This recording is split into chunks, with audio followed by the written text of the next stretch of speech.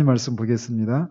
고린도전서 15장 35절에서 49절까지인데 좀 길긴 한데 한 절씩 교독하도록 하겠습니다. 35절에서 49절까지입니다. 누가 묻기를 죽은 자들이 어떻게 다시 살아나며 어떠한 몸으로 오느냐 하리니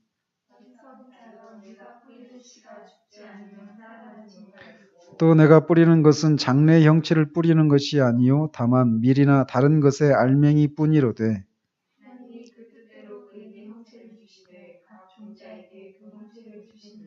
육체는 다 같은 육체가 아니니 하나는 사람의 육체요 하나는 짐승의 육체요 하나는 새의 육체요 하나는 물고기의 육체라.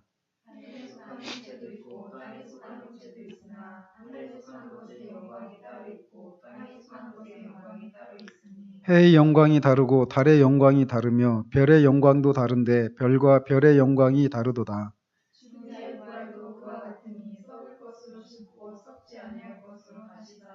욕된 것으로 심고 영광스러운 것으로 다시 살아나며 약한 것으로 심고 강한 것으로 다시 살아나며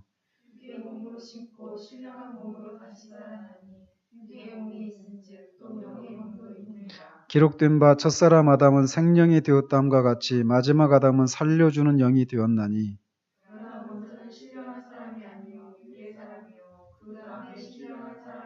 첫사람은 땅에서 났으니 흙에 속한 자이거니와 둘째 사람은 하늘에서 나셨느니라.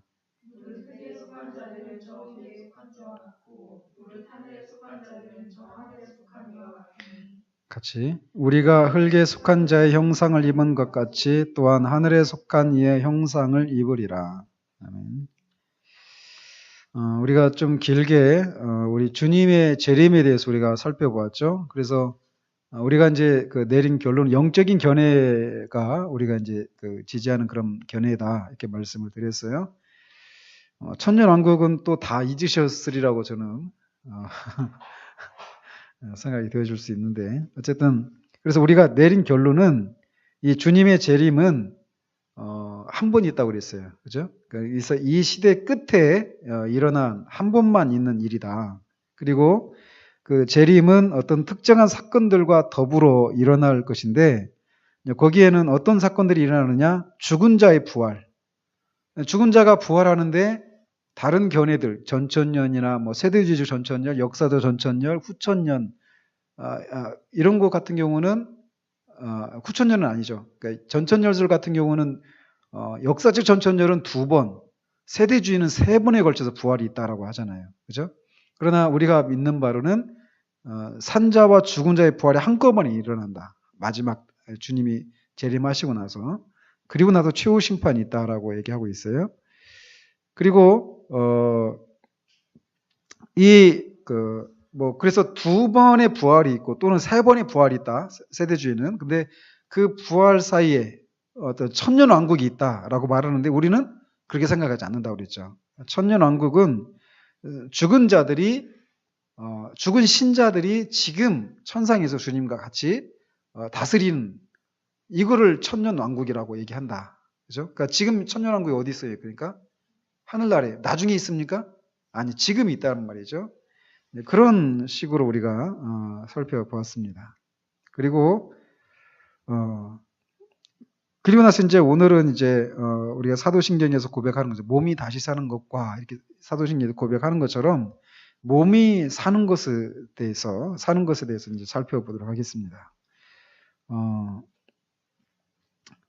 그리고 주님이 이제 그 마지막 날에 눈에 보이는 방식으로, 우리 눈에 볼 수 있는 방식으로 육체를 입고 영광 가운데 거룩한 천사들이 둘러싸여서 구름 속에 다시 오실 때 이 일이 이제 일어난다라고, 주님이 재림하실 때 우리가 이런 것을 이제 살펴보았습니다. 오늘은 이제 몸의 부활에 대해서 살펴보는데 먼저는 구약에 나타난 부활의 증거들을 살피고 신약 이렇게 살펴보고 이 부활한다 할 때 그 부활체가 어떤 영적인 부활이냐 몸의 부활이냐 또 그리고 또 그 부활체는 어떤 특징을 갖고 있는가 이런 내용들을 살펴보도록 하겠습니다. 그래서 먼저 구약에서 몸의 부활에 대해서 다루고 있는 그런 구절들을 우리가 살펴보려고 하는데, 우리가 알다시피 신약에서보다는 구약에서 이 몸의 부활에 대해서 다루고 있는 그런 가르침들이 훨씬 적다라는 것입니다. 근데 왜 그러느냐면 구원에 대한 전체 교리가 구약에는 신약에서처럼 분명하게 나오지 않기 때문에 그렇다라는 것이죠.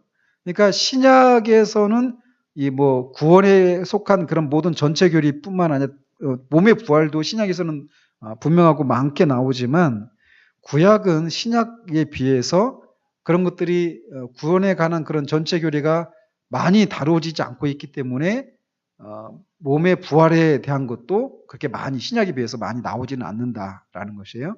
그럼에도 불구하고 신약의 눈을 가지고 이제 신약을 보는 그런 눈을 가지고 구약을 읽으면 이 몸의 부활에 대한 그런 교리들도 구약에서도 많이 발견할 수 있다라는 것입니다. 그래서 구약의 성도들에게는 우리 지금 신약을 살고 있는 우리들에게는 분명한 것들이 그들에게는 불분명했었습니다. 그래서 실제로 주님과 함께 3년 동안 같이 동고동락했던 그 주님의 제자들도 주님께서 그 몇 차례에 걸쳐서 주님이 십자가에 죽으시고 죽은 자 가운데서 다시 사흘 만에 살아나실 것에 대해서 말씀을 하셨지만 제자들이 그를 못 알아들었잖아요. 그죠? 십자가에 죽는다는 건 뭐고 죽은 자 가운데서 다시 살아난다는 것도 뭐냐? 이거를 이해를 못했단 말이죠. 그리고 무시하기까지 했었습니다. 그래서 그런 일이 있어서는 안 된다라고 얘기까지 막 하고 그랬단 말이죠. 그래서 이들은 죽은 자가 다시 살아나는, 주님이 다시 몸을 입고 다시 살아나신다라고 하는 것을 그들이 이해를 못했기 때문에 주님이 십자가에서 죽으셨을 때 그들은 완전히 모든 게 끝나버렸다라고 생각하면서 극도의 그런 슬픔 가운데 있었던 것이죠. 자, 이렇게 주님과 3년이나 같이 지냈던 제자들도 이 몸의 부활에 대해서 잘 몰랐다면 구약의 성도들이 부활 교리를 받아들이는 것이 얼마나 힘들었을까라는 것이죠. 그래서 구약에서는 부활에 대한 교리가 많이 나오진 않아요. 그들이 아직 받을 수가 없기 때문에, 계시의 빛이 희미하기 때문에. 그러나 그럼에도 불구하고 많지는 않지만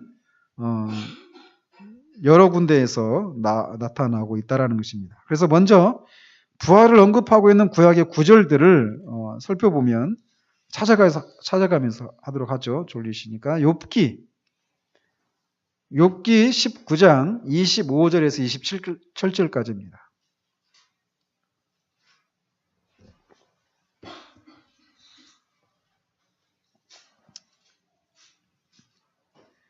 자, 25절에서 27절까지 같이 한번 읽겠습니다. 19장 25절 27절 시작. 내가 알기에는 나의 대속자가 살아계시니 마침내 그가 땅 위에 서실 것이라. 내 가죽 벗김을 당한 뒤에도 내가 육체 밖에서 하나님을 보리라. 내가 그를 보리니 내 눈으로 그를 보기를 낯선 사람처럼 하지 않을 것이라. 내 마음이 초조하구나. 이런 구절도 육체 밖에서 하나님을 볼 것이다. 나의 구속주를 이제 볼 것이다. 욥이 하나님의 성령이 그런 감동하심 가운데서 이 구속주 예수 그리스도를 볼 것이다. 육체 밖에서 이걸 이제 얘기하고 있어요. 그리고 또 오순절에 사도 베드로가 그리스도의 부활을 이제 선포하면서 언급했던 구절이 있습니다. 부활에 대해서 언급하고 있는 구절이 시편 16편 9절과 10절에 되어 있어요. 시편 16편, 욥기 바로 뒤에 있죠. 시편 16편 9절과 10절 같이 한번 읽어보도록 하겠습니다. 시작. 이러므로 나의 마음이 기쁘고 나의 영도 즐거워하며 내 육체도 안전히 살리니 이는 주께서 내 영혼을 스올에 버리지 아니하시며 주의 거룩한 자를 멸망시키지 않으실 것임이니이다. 그리고 17편 15절 한번 보시죠. 그 뒤에 17편 15절 시작. 나는 의로운 중에 주의 얼굴을 배우리니 깰 때에 주의 형상으로 만족하리이다. 자, 이런 구절들을 사도 바울이 오순절에 예수 그리스도의 그 부활을 선포하면서 설교하면서 이 구절을 인용하고 있단 말이죠. 그러면서 다윗이 하나님의 성령의 감동을 받아서 이렇게 그리스도의 그 부활을 예언했다. 이렇게 하면서 이 구절을 예언하고 있어요. 그러니까 이 구절들도 분명히 부활에 대해서, 몸의 부활에 대해서 예언하고 있는 구약의 그런 근거 구절 중에 하나입니다. 또 다니엘서 12장 1절에서 3절까지 한번 보도록 하겠습니다. 다니엘서 12장 1절에서 3절 같이 읽습니다. 시작. 그때 내 민족을 호위하는 큰 군주 미가엘이 일어날 것이요 또 환란이 있으리니 이는 개국 이래로 그때까지 없던 환란일 것이며 그때 내 백성 중 책에 기록된 모든 자가 구원을 받을 것이라. 땅의 티끌 가운데서 자는 중에 많은 사람이 깨어나 영생을 받는 자도 있겠고 수치를 당하여서 영원히 부끄러움을 당할 자도 있을 것이며, 이 부분이 뭐에 대해서 말하고 있는 거예요? 부활에 대해서 분명히 얘기하고 있는 것이죠. 같이 지혜 있는 자는 궁창의 빛과 같이 빛날 것이요 많은 사람을 옳은 대로 돌아오게 한 자는 별과 같이 영원토록 빛나리라.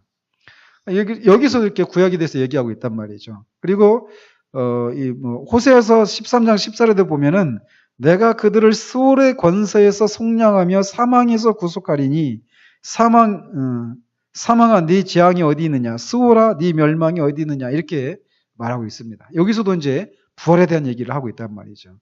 그리고 실제로 부활에 대한 소망을 갖고 있었던 한 사람에 대해서 언급을 하고 있죠. 히브리서 11장에 보면은 아브라함이 이삭을 바쳤을 때 그것에 대해서 히브리서 기자는 그가 죽은 자 가운데 하나님이 그 이삭을 다시 살리실 것을 믿고 그렇게 순종했다라고 얘기하고 있습니다. 그러니까 아브라함도 이 부활에 대한 얘기를 이런 그 가르침을 알고 있었고 그것을 믿고 있었다라는 것이죠. 이런 것들이 이제 구약에서 부활에 대해서 말하고 있는 주요 구절들이라고 할 수 있습니다. 그리고 이어서 신약에서 이제 부활에 대한 얘기들이 많이 나오는데 이건 이제 너무나 많이 나와요. 그래서 막 듬성듬성 제가 이제 빨리빨리 읽어 들어가면서 이제 말씀드리면, 이제 부활에 대해서 가장 중요한 구절이라고 할 수 있는 것은 우리 주님이 친히 말씀하신 구절이에요. 마태복음 22장에 보면 이제 예수님께 사두개인들이 찾아와 가지고 예수님께 어떤 함정에 빠지게 하려고 어떤 질문을 던집니다. 이 사두개인들이 어떤 사람들이냐면 부활도 없고 영도 없다, 천사도 없다 이렇게 믿는 사람들이란 말이죠. 근데 이 사람들이 와가지고 예수님 앞에 한 사람이 이제 결혼했는데 그 사람이 죽었어요. 그러면 아내를 그 동생이 또 취하게 돼 있잖아요. 그렇게 해가지고 7명이 다 그 아내하고 첫 형수하고 결혼했어요 이제. 그렇게 해서 시를 이어가도록 하셨잖아요. 근데 그거를 모세 율법을 언급하면서 이제 얘기를 하는 거죠. 약간의 조롱 섞인 그런 질문인 거죠. 예수님을 향해서. 이런 일이 있는데 나중에 부활 때 그 아내는 누구의 아내가 됩니까? 첫째입니까? 뭐 일곱째 중에 누구의 아내가 됩니까? 이렇게 질문을 했어요.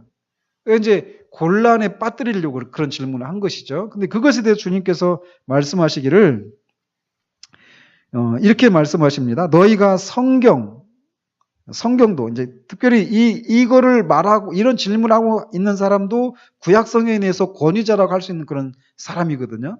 근데 그런 그들을 향해서 이렇게 말씀하시는 거예요. 너희가 성경도, 너희들이 그렇게 잘 안다라고 말하는 그 성경도 하나님의 능력도 알지 못하는 거로 오해하였도다. 부활 때에는 장가도 아니가고 시집도 아니가고 하늘에 있는 천사들과 같으니라. 죽은 자의 부활을 논할진대 하나님이 너희에게 말씀하신 바 나는 아브라함의 하나님이요 이삭의 하나님이요 야곱의 하나님이로라 하신 것을 읽어보지 못하였느냐. 하나님은 죽은 자의 하나님이 아니시요 살아있는 자의 하나님이시니라. 이렇게 주님께서 대답하십니다. 그러니까 다시 말해서 우리 주님은 하나님이 자신을 아브라함과 이삭과 야곱의 하나님이다 이렇게 선포하셨을 때는 이 아브라함과 이삭과 야곱이 지금 부활한 형태로 지금 살아있다라고 하는 것을 선포하는 것이다라고 주님께서 논증하고 계시단 말이죠. 이런 구절들 속에서. 그러니까 이제 저는 이제 이 부분에서 그냥 주님이 부활에 대해서 언급하고 있다라고 하는 것을 이런 식으로 얘기하고 있다라는 것입니다. 그리고 누가복음 14장 12절 14절에도 보면 이런 말씀이 있어요. 네가 점심이나 저녁이나 베풀거든 벗이나 형제나 친척이나 부한 이웃을 청하지 말라. 두렵건대 그 사람들이 너를 도로 청하여 네게 가품이 될까 하노라. 잔치를 베풀거든 차라리 가난한 자들과 몸 불편한 자들과 저는 자들과 맹인들을 청하라. 그리하면 그들이 갚을 것이 없으므로 네게 복이 되리니 왜? 이는 의인들의 부활 시에 네가 갚음을 받겠음이라. 이렇게 말씀하고 계셔서 복음서에서도 보면 이렇게 주님의 부활에 대한 얘기들을 하고 계시고 나중에 집에 가서 찾아보십시오. 요한복음 5장 28절 29절 6장 39절 40절 44절 54절 이런 구절들 속에서 보면은 마지막 날에 내가 이를 다시 살리리라 또는 그를 내가 마지막 날에 다시 살리리라 이런 식으로 마지막 날에 다시 사는 문제들에 대해서 다시 부활하는 문제를 주님께서 언급하고 계십니다. 복음서에서 그런 것들이 이외에도 복음서에서는 많이 나옵니다. 부활에 대해서. 그리고 복음서 다음이 사도행전이잖아요. 사도행전에 보면은 이 주님의 부활과 부활에 대한 그런 설교들이 2장에서부터 나오죠. 그러면서 그들이 이 주님으로부터 보내심을 받은 제자들이 전한 가르침이 뭐냐면 예수와 부활을 전했다. 이렇게 얘기하고 있습니다. 그러니까 그들의 설교 주제 중에 하나가 뭐냐면 예수 그리스도의 부활이에요. 그리고 바울도 그의 설교에서 사도행전 24장 15절에 보면 그들이 기다린 바 하나님께 향한 소망을 나도 가졌으니 곧 의인과 악인의 부활이 있으리라 함이니이다. 그 아그리빠 왕 앞에서 자신을 이렇게 변호하면서 이렇게 얘기하고 있어요. 자기가 의인과 악인의 부활이 있을 것을 자기도 소망한다. 이런 얘기를 하고 있어요. 그러니까 부활에 대한 얘기를 하고 있는 것이죠. 그리고 이런 부활에 대한 것이 그들이 전했던 가르침의 주요 부분이었어요.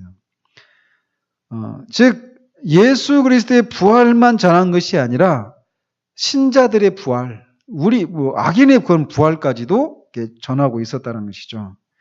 그리고 사도행전 17장 31절에 보면 이는 정하신 사람으로 하여금 천하를 공의로 심판할 날을 작정하시고 이에 그를 죽은 자 가운데서 다시 살리신 것으로 모든 사람에게 믿을 만한 증거를 주셨음이니 이렇게 말하고 있어서 사도 바울이나 그 사도행전에 나오는 그런 그 제자들이 전했던 그 메시지의 중심 내용이 그리스도의 부활과 우리들의 부활, 악인들의 부활까지도 얘기하고 있었다라는 것입니다. 그리고 지금 우리가 읽었던 이 서신서, 고린도전서, 로마서부터 시작된 이 서신서 중에 특별히 고린도전서 15장은 부활에 대해서 가르치는 가르침 중에 가장 중요한 그런 장이 될 수 있죠. 그래서 그래서 고린도전서 15장을 부활장이다 이렇게 말을 하기도 하죠. 또 빌립보서 3장 20절과 21절에 보면 우리의 시민권은 하늘에 있는지라 거기로부터 구원하는 자 곧 주 예수 그리스도를 기다리노니 왜 그리스도를 기다리느냐면 그는 만물을 자기에게 복종하게 하실 수 있는 자의 역사로 우리의 낮은 몸을 자기 영광의 몸의 형체와 같이 변하게 하시리라. 이것도 이제 부활에 대한 얘기를 하고 있는 것입니다. 또 데살로니가전서 4장에서도 그 데살로니가 교인들 중에 어떤 사람이 소망 없는 다른 이와 같이 슬퍼하고 애통한다 라고 하면서 너희들은 그렇게 하지 말아야 된다. 왜? 너희들에게 그런 죽은 자의 부활에 대한 소망이 있으니까 이 소망 때문에 이런 소망이 없는 다른 사람 같이 어떤 사람들과 사별을 했을 때 막 그렇게 슬퍼하고 애통해서는 안 된다라고 권면을 하고 있는 것을 봅니다. 데살로니가 전서 전체가 전후서 전체가 이 부활에 대한 얘기들을 많이 다루고 있는 그런 대표적인 서신서 중에 하나입니다. 뭐 계시록에서도 그런 얘기들이 나오죠. 아무튼 이런 식으로 신약에서도 구약에서보다는 훨씬 더 많이 부활에 대해서 몸의 부활에 대한 얘기들을 다루고 있다라는 것입니다. 그래서 이어서 이제 보면 부활의 본질에 대해서 살펴보도록 합니다. 먼저 부활은 우리 육체가 문자적으로 살아나는 것을 말해요. 우리가 지금 살아있으니까, 살아있는 상태 가운데 있을 때 우리 몸이 부활한다. 이게 우리에게는 그렇게 어떤 큰 어떤 의문으로 다가오지 않을 수도 있어요. 그죠? 그런데 뒤에 가서 설명하죠. 아무튼 여기서 이 말하는 부활의 본질은 말씀드린 것처럼 몸이 문자적으로 부활한다라는 거예요. 이건 영적인 부활을 말하는 게 아니다라는 것입니다. 그래서 부활이 영적이라고 주장하는 사람들은 부활은 어떤 형태로도 죽은 후에도 계속 사는 것을 의미한다. 이렇게 설명을 하는데 그래서 이들은 주님의 부활에 대해서도 그렇게 말을 합니다. 주님이 실제로 몸을 입고 살아난 것이 아니라 영적으로 살아나서 어떤 형식으로든 주님이 그렇게 계신다라고 이렇게 얘기를 한단 말이죠. 그래서 그들이 그런 생각을 가지고 주님의 부활에 대해서 얘기하고 있지만 그거는 사실 성경에서 말하는 부활을 믿고 있는 것은 아니다라는 것입니다. 그래서 부활의 교리는 육체가 문자적으로 살아난다고 단언하는 그런 교리입니다. 인간의 영뿐만 아니라 육체 역시 지속된다라는 거예요.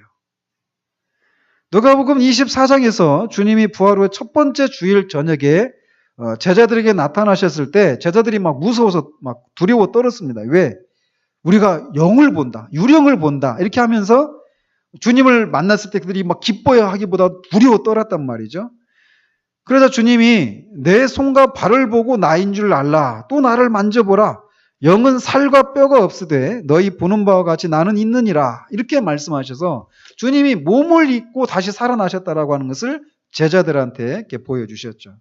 또 요한복음 20장에서도 보면은 도마가 없을 때 주님이 오셨었는데 주님이 오셨다, 부활하셔서 오셨다 이렇게 얘기하니까 도마가 막 그렇게 하잖아요. 내가 그 손에 못자국을 만지고 옆구리에 그 창자국을 손을 넣어서 만져보기 전까지는 주님이 다시 살아난다는 것을 믿지 못하겠다. 이렇게 했는데 일주일 뒤엔가 주님이 나타나셔서 이렇게 말씀하시죠. 네 손가락을 이리 내밀어 내 손을 보고 네 손을 내밀어 내 옆구리에 넣어보라. 그리하여 믿음 없는 자가 되지 말고 믿는 자가 되라. 이렇게 말씀하셨어요. 즉 도마가 손을 만질 수 있는 그런 몸을 주님이 입고 계셨다는 거죠. 그런 옆구리를 가지고 계셨다는 거예요. 지금도 주님은 그런 몸을 입고 계십니다. 하나님 보좌 우편에서. 그래서 이렇게 주님은 실제로 몸을 입고 다시 살아나셨다라고 하는 것을 친히 말씀하셨고요. 고린도전서 15장에서 다루고 있는 부활도 영적인 부활을 다루고 있는 것이 아니다라는 것이에요. 22절에 보시면 아담 안에서 모든 사람이 죽은 것 같이 그리스도 안에서 모든 사람이 삶을 얻으리라 이렇게 말하는데 여기서 아담 안에서 모든 사람이 죽었다라고 말할 때 이것은 육체의 죽음을 의미합니다. 영적인 죽음을 말하는 게 아니라. 그리고 또 디모데후서 2장 18절에서도 바울은 부활은 영적이고 이미 지나갔다라고 말하는 사람들의 견해를 정죄하고 있습니다. 또 계시록 20장이 기록된 우리 첫째 부활이 영적인 부활이라고 그랬죠. 중생이라고. 그걸 의미한다라고 말을 했어요. 그러나 이렇게 영적인 부활이 있고 육체의 부활 이게 엄연히 따로 있다라는 것입니다. 부활이라고 말할 때. 그리고 또 요한복음 5장 25절에 보면 진실로 진실로 너희에게 이르노니 죽은 자들이 하나님의 아들의 음성을 들을 때가 오나니 곧 이때라 듣는 자는 살아나리라. 이렇게 말씀하셨는데 이것은 영적인 부활을 말합니다. 죽는 자가 무덤에 죽은 자들이 하나님의 아들의 음성을 들을 때가 오나니 곧 이때라. 지금 주님의 음성을 듣고 영적으로 거듭나는 이런 것들에 대해서 지금 말씀하고 계셔요. 그러니까 다시 살아난다 이것은 영적인 부활을 말하고 있다는 것이죠. 근데 그 구절 속에서 28절에 보면 이렇게 말씀하십니다. 이를 놀랍게 여기지 말라. 무덤 속에 있는 자가 다 그의 음성을 들을 때가 오나니 선한 일을 행한 자는 생명의 부활로 악한 일을 행한 자는 심판의 부활로 나오리라. 그러니까 무덤에 갇혀 있어요. 그런데 그 무덤에 갇힌 자 중에는 믿는 자도 있겠고 믿지 않는 자도 있겠죠. 근데 그들이 다시 살아난대요. 그래서 생명의 부활로 믿는 자는, 믿지 않고 죽은 자는 사망의 부활로 일어난다. 여기서도 영적으로 다시 살아나 이런 의미가 아니라 육체의 그런 부활을 여기서도 언급하고 있다는 것이죠. 또 빌립보서 아까 3장 21절에서도 아까도 언급해드린 것처럼 그런 만물을 자기에게 복종하게 하실 수 있는 자의 역사로 우리의 낮은 몸을 자기 영광의 몸의 형체와 같이 변하게 하시리라. 여기서도 우리 몸이 그렇게 부활체의 영광을 입게 된다라고 얘기하고 있다는 것입니다. 영적인 부활을 말하는 게 아니라. 어쩌면 이런 얘기들이 여기 우리는 다 그냥 당연히 몸의 부활을 말하지요. 이렇게 말하니까 아무런 생각하고 있으니까 이런 얘기들이 뭐 그런 생각도 안 하고 있는데 왜 굳이 몸의 부활이라고 말하냐 할 수도 있겠지만 영적인 부활이라고 말하는 사람들이 있기 때문에 이런 얘기를 하는 것입니다. 그리고 이 몸의 부활이 왜 중요한가? 그거는 몸의 부활이 없이는 우리 구원이 완성되지 않기 때문에 그렇습니다. 결론적으로 말씀을 드리면. 그래서 몸의 부활을 주장하지 않으면 이단이라고까지 말을 합니다. 몸의 부활을 말하지 않으면. 왜냐하면 그것이 몸의 부활이 없이는 구원이 완성되지 않기 때문에 그렇습니다. 그래서 이 고린도전서 15장을 기록한 이유가 바로 그런 거예요. 몸의 부활을 믿지 않는 사람들이 있기 때문에 이것을 말하기 위해서 고린도전서 15장을 기록했다는 것입니다. 부활은 단지 영적인 것일 뿐 물리적인 몸의 부활은 없다고 말하는 사람들에게 사도가 이제 이렇게 말하는 거예요. 고린도전서 15장 17절에서 그리스도께서 다시 살아나신 일이 없으면 너희의 믿음도 헛되고 너희가 여전히 죄 가운데 있을 것이요. 즉 몸의 부활이 없다면 믿음이 완전히 헛되다라는 것입니다. 즉 몸의 부활은 우리의 믿음에 반드시 있어야 되는 그런 요소라는 것이에요. 그러니까 사도는 이렇게 말하고 있는 것입니다. 내가 처음에 너희에게 왔을 때 전파한 이 믿음에 서지 않는다면 너희는 아무것도 얻지 못한 것이다. 너희는 구원받지 않았으며 그리스도인이 아니다. 이렇게 말하고 있는 것입니다. 몸의 부활을 문자적인 그런 몸의 부활을 믿지 않으면. 이렇게 몸의 부활이 중요한 첫 번째 이유는 부활이 없이는 구원이 완성되지 않기 때문에 그렇다는 거예요. 그리고 기독교는 다른 종교와 달리 몸의 구속을 가르칩니다. 이 굉장히 중요한 요소예요. 그래서 말씀드리고 더 적용해서 말씀드릴게요. 기독교는 이렇게 몸의 부활을 전제합니다. 그것은 지금과 마찬가지로 그 당시에도, 그러니까 이 기록을 했을 당시에도 죄는 육체적인 것이어서 오직 몸에만 적용되기 때문에 구원이란 몸으로부터 벗어나는 것을 의미한다라고 가르치는 이단들이 있었어요. 그러니까 죄에서 구원받는다라고 말할 때 이 몸에서 벗어나는 것, 이것이 바로 구원이다. 이렇게 가르치는 이단들이 있었단 말이에요. 이 성경을 기록할 당시에도 말이에요. 그런 것들이 힌두교나 불교나 이런 데서 이런 것들을 가르치잖아요. 지금도. 그러나 기독교는 몸의 부활을 전제한다는 것입니다. 그래서 이 힌두교나 불교의 가르침, 이 불교도들은 중요한 문제는 몸을 벗어나서 육신을 제거하는 것이고 그 순간 죄는 뒤에 남겨지게 된다라고 말한다는 거예요. 이게 바로 구원이다라고 말한다는 것이죠. 그러나 이거는 몸의 구속을 가르치는 기독교의 가르침과 정반대되는 그런 것입니다. 아담과 하와가 죄를 범했을 때 죄의 결과 그들의 영과 혼뿐만 아니라 몸도 영향을 받았어요. 전인이 고통을 받았단 말이죠. 영혼과 몸 전체가. 사람이 타락했을 때 그것은 몸을 포함한 모든 부분의 타락이었고 그렇기 때문에 사람이 구원받아서 온전해진다라고 할 때는 영혼만이 아니라 몸까지도 포함되어야 한다는 것입니다. 그렇지 않다면 마귀의 일을 원상태로 돌릴 수 없었을 것이에요. 그래서 요한이 그의 첫 번째 서신에서 말한 바에 따르면 그리스도는 마귀의 일을 멸하러 오셨어요. 마귀가 어떤 일을 했습니까? 인간을 유혹해서 그 인간의 영혼과 몸을 망가뜨렸단 말이죠. 그런데 그것을 회복하시는 거예요. 그리스도에 오셔서.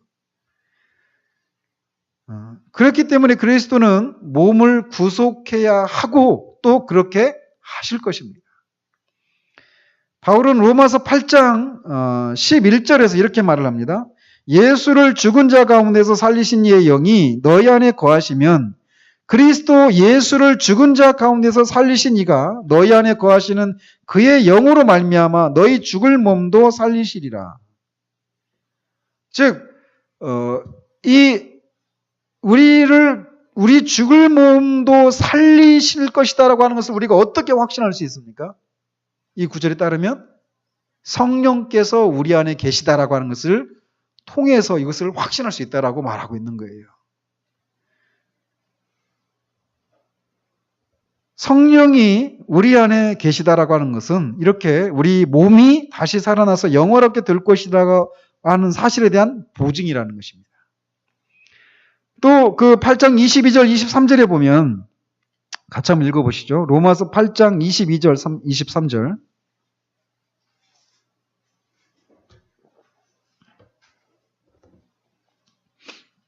같이 읽겠습니다. 시작.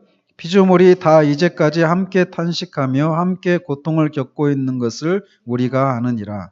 그뿐 아니라 또한 우리 곧 성령의 처음 익은 열매를 받은 우리까지도 속으로 탄식하여 양자될 것, 곧 우리 몸의 속량을 기다리느니라. 여기서도 몸의 구원을 얘기하고 있습니다. 이게 몸의 구속은 우리 구원의 일부다라는 거예요. 이 땅에서 우리 영혼이 구원을 받고 부활할 때 몸이 구원을 받아서 부활체를 입어서 우리가 완전한 그런 인간이 되는 것이죠. 그죠? 그런 면에서 우리가 몸의 부활을 몸의 구원이 우리의 구원의 일부다.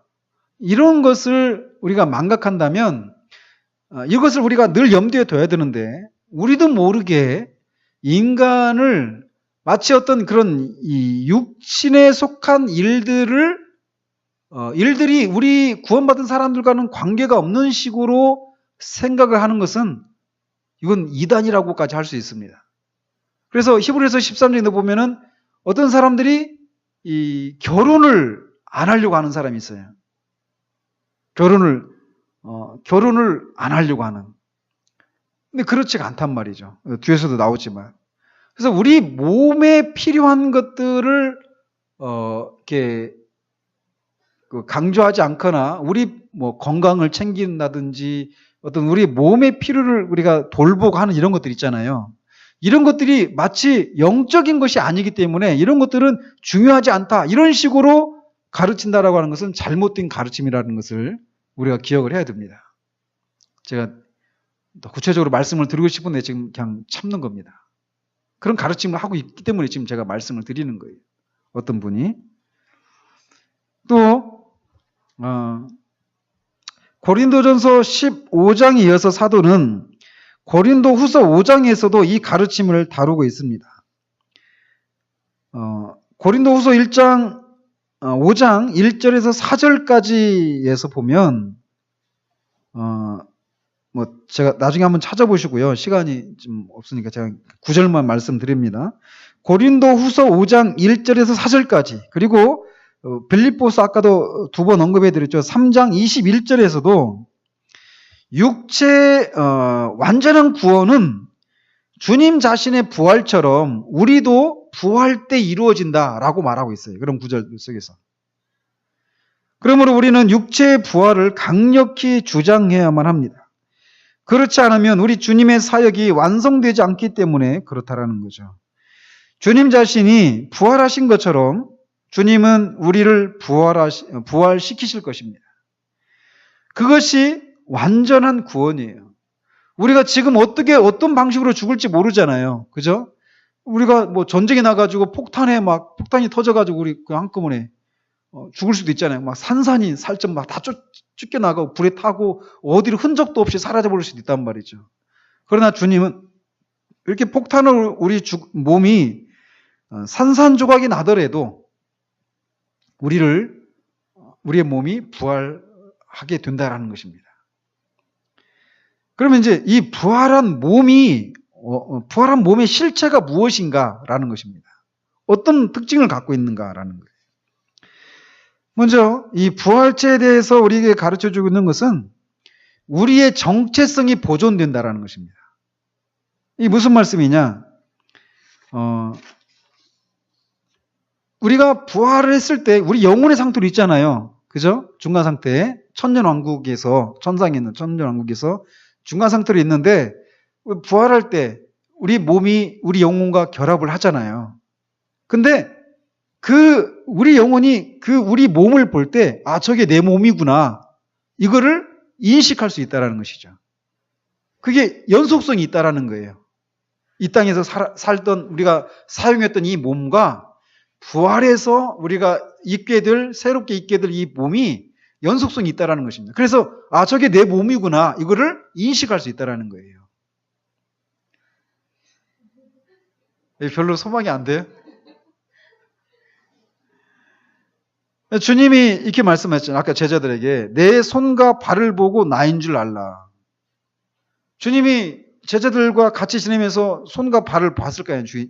제자들이. 근데 손이 갑자기 막 커진다든지 발이 커진다든지 이런 게 아니라는 것이죠. 그냥 주님이 사용하시던 손이구나 발이구나 이것을 제자들이 알 수 있었단 말이죠. 그런 것처럼 영원 무궁하도록 저는 저 자신으로, 여러분은 또 여러분 자신으로 존재할 거라는 거예요. 몸이. 근데 나 지금 이 땅에서 키도 작고 뚱뚱하고 못생기고 코도 낮고 막 눈도 작고 별로 내 몸에 대해서 만족스럽지 않은데 어떻게 되는 건가? 기다려 보십시오. 예. 이렇게 아무튼 부활체의 첫 번째 특징은 우리의 정체성이 유지된다는 것이에요. 그리고 두 번째는 이 연속적인 측면이 있지만 또 이렇게 구별되는 그런 측면도 있어요. 그게 뭐냐면 땅에 묻힌 몸과 부활한 몸의 구성 입자는 서로 다르다라는 거예요. 그렇지만 유기적으로는 연관되어 있다는 것입니다. 이게 무슨 말이냐면 고린도전서 우리가 15장에서 읽은 것처럼 땅에 씨를 심는 것에 대한 그런 비유로 이것을 논증하고 있잖아요, 바울이. 그래서 땅에 뿌려진 곡식의 씨와 거둬들인 곡식 사이에는 똑같습니까? 아니죠. 그러나 완전히 다릅니까? 그것도 아니죠. 연관이 있어요. 어떤 유기적인 연관이 있어요. 그죠? 그러니까 우리의 몸이 그렇다라는 거예요. 그러니까 지금 제가 160이 안 되거든요. 좀 쫄아가지고. 159점 몇 밖에 안 돼요. 근데 반올림에서 160이라고 하는데 어쨌든 부활했을 때 제가 180일지 그 이상일지 아닐지 아니면 더 작아질지 그건 몰라요. 어떻게 될지 모릅니다. 그러나 분명한 것은 우리가 이제 죽고 다시 부활의 몸을 입었을 때 그 부활의 몸은 아무튼 가장 영광스러운 몸이잖아요. 그죠? 이제 뒤에서 더 설명하겠지만 그렇지만 어쨌든 먼저는 연관이 되어 있는 것은 분명하다는 거예요. 유기적으로. 이 땅에서 우리가 사용했던 몸과 부활체의 그 몸이 유기적으로 연관이 되어 있다라는 것은 성경이 분명히 말하고 있다는 거예요. 그럼 이런 질문이 생길 수 있잖아요. 막 화장을 해버리거나 순교자들도 화형당하고 또 우리도 이제 대부분 저도 화장을 할 것 같은데 화장을 하거나 또는 짐승들한테 먹히든지 그럴 수도 있잖아요. 그죠? 그런 경우 물고기 바다에 빠져 죽어가지고 물고기가 뜯어먹어가지고 없어질 수도 있잖아요. 여러 가지 다양한 방식으로 우리가 죽을 수 있단 말이죠. 그런 경우에는 어떻게 되느냐라는 것이죠. 그런 질문을 가질 수 있습니다. 근데 이 부활의 교리는 우리가 죽기 전에 입었던 그 몸을 구성하고 있는 그런 입자들 있잖아요. 그런 구성 입자들과 동일한 그런 입자들을 가지고 살아날 것이다라고 가르치고 있지 않다라는 거예요. 이제 로이 존스 목사님 같은 경우는 의사시니까 이걸 더 상세하게 설명을 하더라고요. 이제 그러면서 그분이 하신 말씀이 이래요. 우리 몸의 실제 입자들이 계속해서 변화하고 있대요. 지금도. 그래서 어떤 사람들은 우리 몸이 7년마다 완전히 바뀐다라고 가르치기도 한다고 그래요. 그러니까 우리 몸의 세포들이 지금도 계속 분열하고 죽고 막 그러잖아요. 그죠? 그래서 이런 걸 다 따져보면은 7년 전에 우리 몸을 구성하고 있는 그런 구성 입자하고 지금 우리들의 몸을 구성하고 있는 구성 입자하고 완전히 다르다라는 거죠. 그러니까 20년 전에 가지고 있었던 이 입자, 우리 몸에 하나도 지금 남아있지 않다라는 것이. 그러니까 옛날하고 달라 이런 얘기가 맞아요. 그러니까. 네? 그치만 어때요? 여전히 우리는 똑같은 몸을 갖고 있죠. 몸을 구성하는 입자들에 있어서는 달라졌지만 몸이라고 하는 이 전체 이 몸은 똑같은 몸을 가지고 있다는 것이에요. 같은 몸이라는 것이죠. 입자들은 달라졌지만. 그래서 몸을 구성하는 입자들은 끊임없이 변하지만 몸은 일정하게 유지된다는 것이죠. 이 땅에서. 그런 것처럼 성경이 몸의 부활을 주장할 때도 단언하는 것도 바로 이런 거라는 거죠. 이 땅에 우리가 죽을 때 입었던 그 몸의 구성 입자를 가지고 그대로 부활하는 것이 아니라 새로운 그런 구성 입자를 가지고 부활하겠지만 유기적인 연관성이 있다라는 거예요. 땅에 뿌려진 그 씨의 비유처럼. 그리고 마지막으로 부활체의 특징에 대해서 말씀을 드리면 부활체의 실제 구조에 대해서는 성경이 우리에게 말해주지 않아요. 하지만 고린도전서 15장을 보면 이런 구성의 변화가 있을 거를 우리에게 말해주고 있습니다. 우리가 주목할 것은 우리 부활체 몸이 어떤 특징을 갖고 있는가를 얘기해주고 있는데 불신자들에 대해서는 얘기하고 있지 않다라는 거예요. 신자들의 몸이 어떻게 변화될 것인가에 대해서만 언급하고 있습니다. 그러면서 먼저 15장 50절을 한번 보십시오. 고린도전서 15장 50절 같이 읽겠습니다. 시작. 형제들아 내가 이것을 말하노니 혈과 육은 하나님 나라를 이어받을 수 없고 또한 썩는 것은 썩지 아니하는 것을 유업으로 받지 못하느니라. 여기서 주님은 혈과 육은 하나님 나라를 이어받을 수 없다 이렇게 말을 하고 있어요. 근데 주님이 아까 부활하셨을 때 뭐라고 했어요? 나는 내 손을 만져보라 그래요. 손과 발을. 그러면서 유령인가 이렇게 두려워하면서 그런 의문을 갖고 있는 제자들에게 유령은 살과 뼈가 없다. 그렇지만 나는 있다. 이렇게 말씀하시잖아요. 부활하신 주님의 몸을 가지고 말씀하시면서. 그러니까 혈과 육은 하나님 나라 유업을 받지 못한다. 이렇게 말씀하시고 계시고 부활하신 당신의 몸이 살과 뼈를 가지고 있다라고 말씀하고 계셔요. 그죠? 그러니까 이런 것을 볼 때 우리는 그 몸이 혈과 육이 아닌 살과 뼈로 되어 있을 것이다. 이렇게 추론할 수 있다는 것이죠.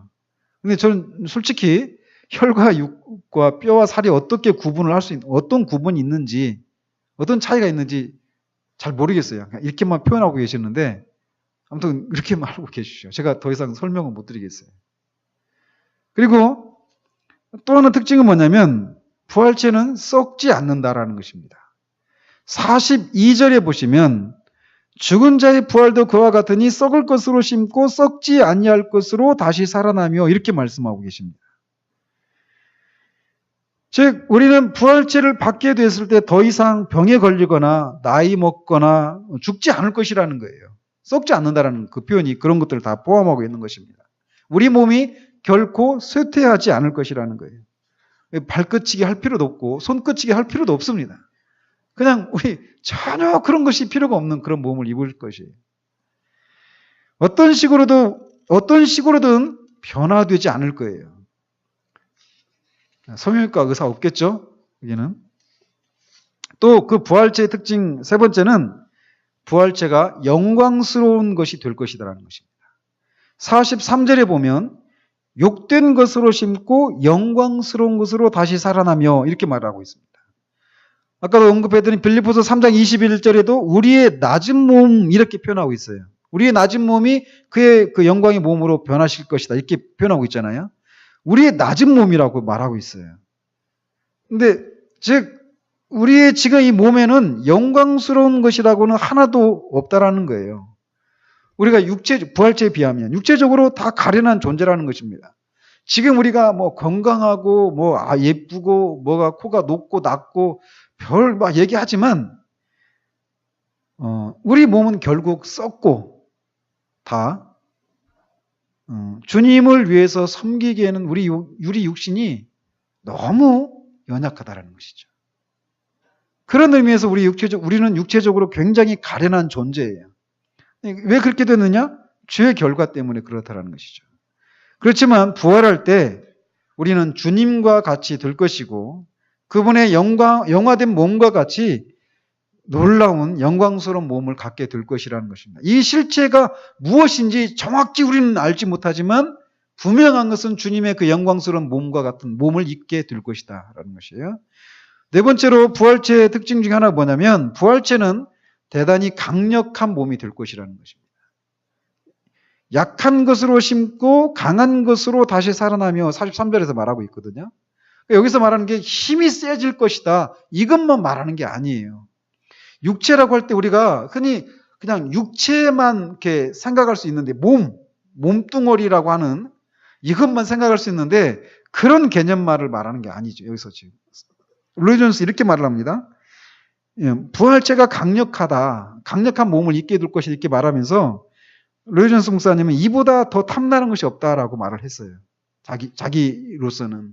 왜 그러냐면 그런 설교할 때 가장 큰 장애물이 그의 육체의 연약함이기 때문이다라고 말을 합니다. 그래서 로이 존스가 막 그렇게 해요. 나에게 설교할 수 있는 육체가 있다면. 그러니까 로이 존스 목사님이 말하는 이 의미는 이런 거예요. 찰스 웨슬레가 만입이 내게 있어서 내 위대한 구속자를 찬양할 수 있다면, 그러니까 지금 한계를 느끼는 거예요. 자기의 이 구속자를 찬양하기에는 이 육체가 이 입이 10,000개가 있어도 구속자를 찬양하기에는 부족하다라는 거예요. 육체에 한계가 있다라는 것입니다. 근데 그런 의미로 말하는 거예요. 지금 우리가 하나님을 사랑하고 그분을 찬양하고 경배하고 이렇게 막 하려고 해도 우리 육체로서는 그분의 그 영광을 온전히 표현할 수 있는 그런 강력한 육체가 아니라는 것이죠. 그러나 부활체는 그런 몸을 입고 있다라는 거예요. 이 의미가 찬양을 24시간 해도 지치지 않는다 이런 의미만은 아니에요. 아시겠죠? 주님의 그 영광을, 주님의 사랑스러우심을, 주님의 아름다우심을, 그 영광의 탁월함을 우리가 온전한 방식으로 찬양할 수 있는 그런 우리 한계가 갖고 있는 그 한계를 뛰어넘는 그런 몸을 입게 된다는 것이죠. 그런 의미의 강력한 몸을 입게 된다는 거예요. 그래서 부활체는 이렇게 권능으로 가득하고 연약함이라고는 조금도 없는 그런 몸이 될 것이다라는 것입니다.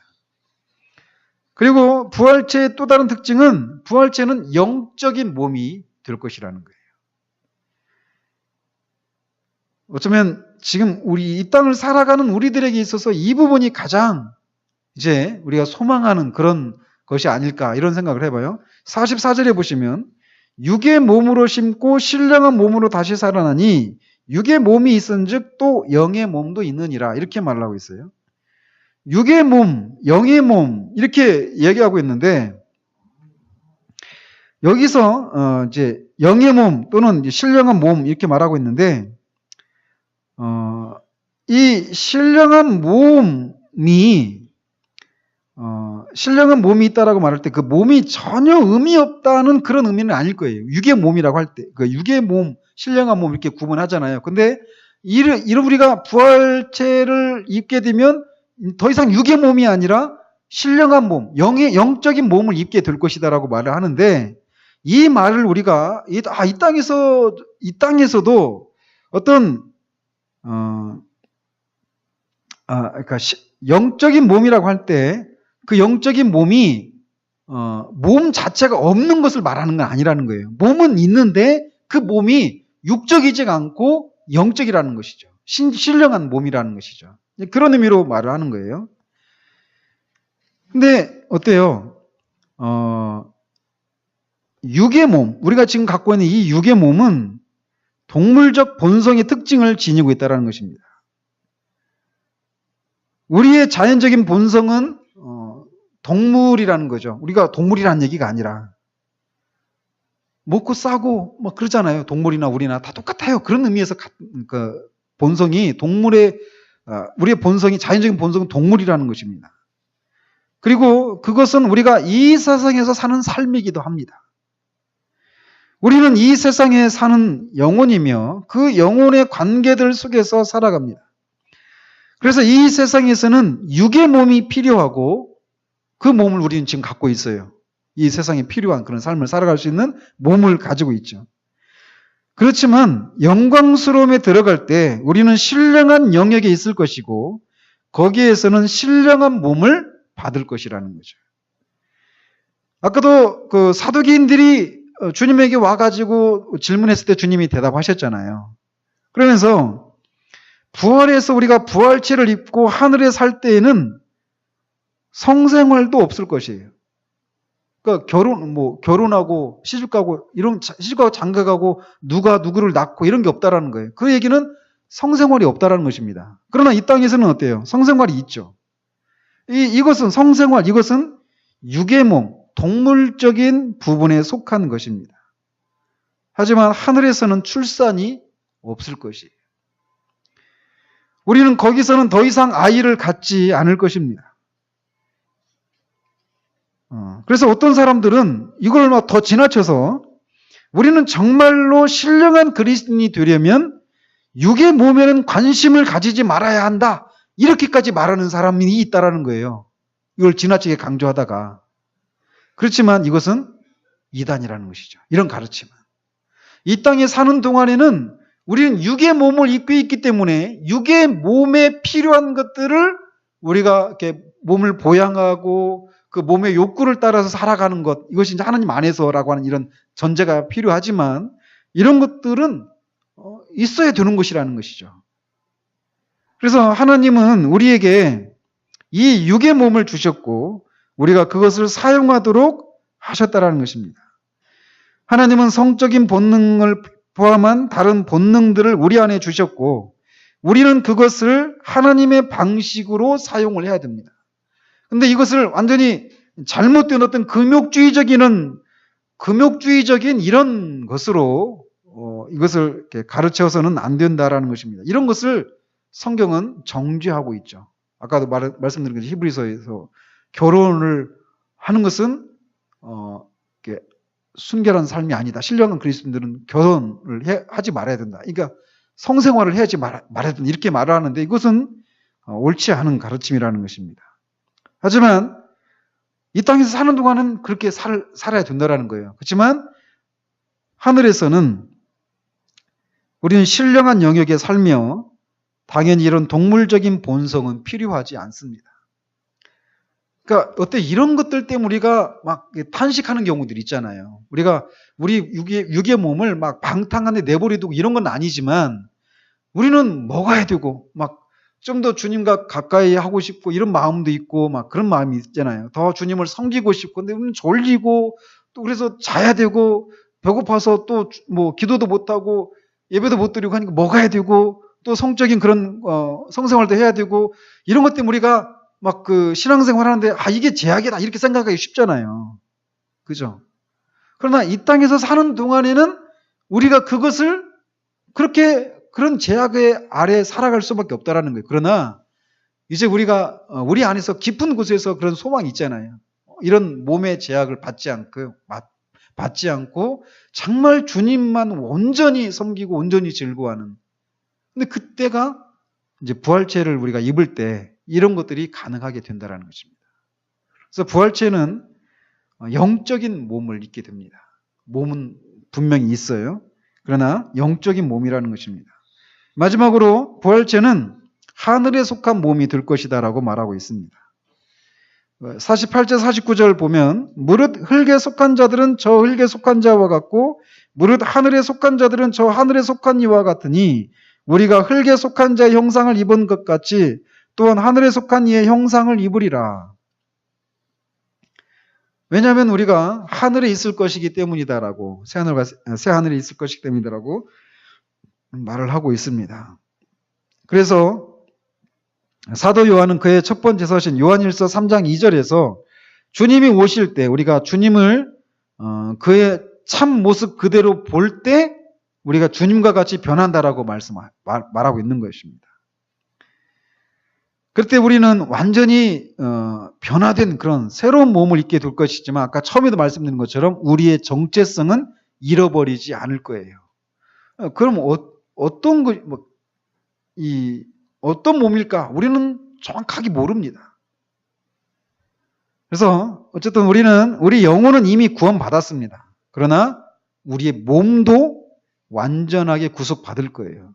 그러니까 이단들 또는 잘못된 그런 이교도들의 가르침들처럼 몸을 학대하고 어떤 금욕적인 그런 방식으로 이 몸을 이렇게 처리해서는 안 된다라고 하는 것을 기억할 필요가 있어요. 우리의 구원은 이렇게 몸과 영혼이 완전히 죄와 악에서 해방되어지는 이것을 통해서 우리의 구원이 이루어진다, 완성된다라고 말할 수 있습니다. 우리에게는 이런 소망이 있습니다. 지금 우리 몸의 연약함 때문에 우리가 많이 넘어지잖아요. 그죠? 실패하는 이유 중에 가장 큰 게 그거잖아요. 근데 이런 몸을 벗게 된다라는 거예요. 기도하겠습니다. 하나님 아버지, 몸의 부활, 아직은 우리에게 정말 절절하게 소망으로 다가오지 않을지도 모르겠습니다. 그것은 결국 우리 몸이, 지금 우리의 육의 몸이 하나님을 섬기는 데 있어서 얼마나 큰 제약을 갖고 있는가라고 하는 것을 아는 깊이만큼 우리는 부활의 몸을 입기를 소망하고 그것이 우리에게 반드시 이루어질 것을 하나님께서 인쳐주시기 위해서 우리 안에 성령을 보증으로 주셨다라고 하는 이 사실이 그제서야 우리에게 말할 수 없는 감격으로 소망으로 자리하게 될 것입니다. 이 몸의 부활을 입는 것을 통해서 우리의 구원이 완성되는 것을 우리가 기억하며 혹여 우리를 둘러싸고 있는 많은 이단적인 가르침들, 이교적인 가르침들처럼 몸은 악하고 영혼은 선하다고 하는 이 구도 속에서 몸을 하나님이 주신 이 육의 몸을 또 우리가 홀대하는 또는 잘못된 금욕주의적인 그런 상황 가운데 우리를 내몰아가는 그런 우를 범하지 않도록 주님 도우시기를 원합니다. 정말 우리가 부활의 그 신령한 몸을 입고 아무런 제약이 없이 주님을 사랑하고 섬길 수 있는 그 날들이 우리 앞에 있음을 기억하고 지금은 우리가 육체의 한계로 연약함을 인하여서 넘어지고 탄식하고 신음을 쏟아내는 그런 상황 가운데 있지만 이것이 반드시 이루어질 것임을 믿고 오늘 또 내일 또 우리가